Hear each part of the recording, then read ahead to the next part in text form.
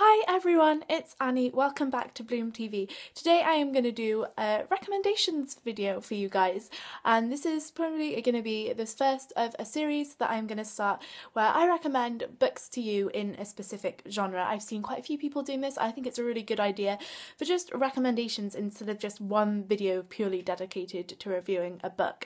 Really, I can kind of recommend these books and say maybe if you enjoyed other books, and I can recommend these to you. So I have 3 books here to talk about, and I'm going to do contemporary today, which is a genre that I have been craving to read recently.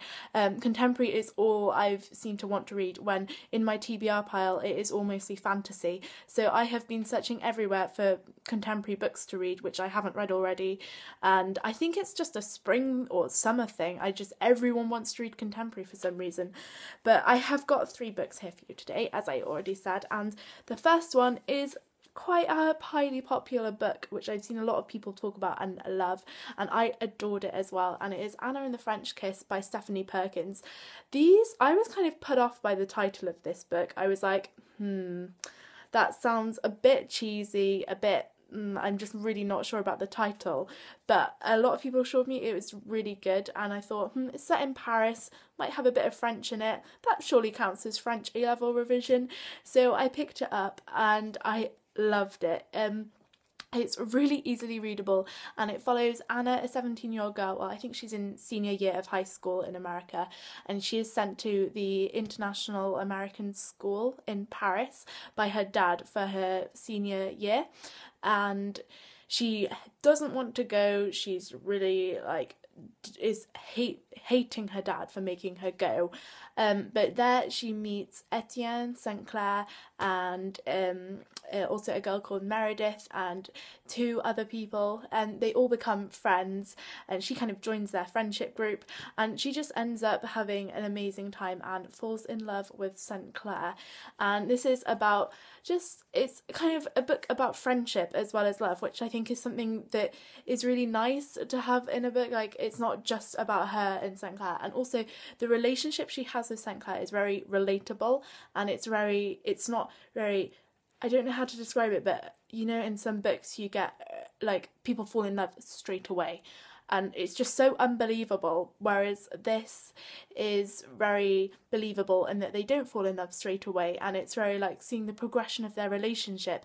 And some people would think, oh, it's very slow moving, but actually it's not, and it's just a really enjoyable book. And I read this in one day. I think it was crazy, just after my birthday. So I would really recommend this for people that like romance and books about friendship as well as romance, and if you like stuff set in Paris or France. The next book is also highly hyped about on the booktube and also Tumblr, and it is Fangirl by Rowell. Oh, it's not quite picking up, but this is the cover of this. It's like a bright mint green, and it's such a lovely colour. I have the UK paperback edition, which has these lovely illustrations on the end pages, which I just think are really nice, considering we had to wait an extra couple of months to get this. I was really happy that it had these lovely illustrations in them.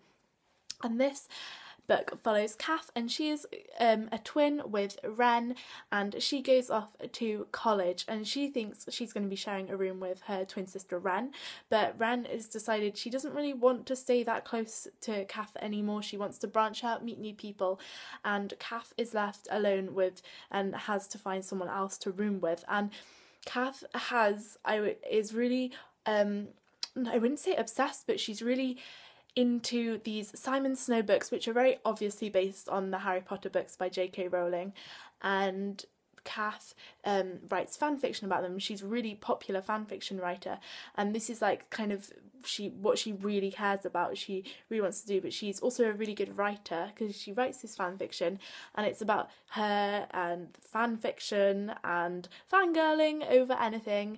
Also about family as well. This is quite family centred, which I find a lot of Rowell's books are. I've only read this one and Eleanor and Park, but they're both quite focused on the themes of family and family relationships, which I really like. And I really liked Kath. She's such a relatable character. I think some people found her annoying, but I think her anxiety is something that I think a lot of people can relate to, and that going to college experience is quite relatable. I love this so much. I recommended it to two of my best friends, and I lent it out to both of them, and they both loved it as well. They both really loved Kath's character, and Levi, who's the love interest and Kath's friend.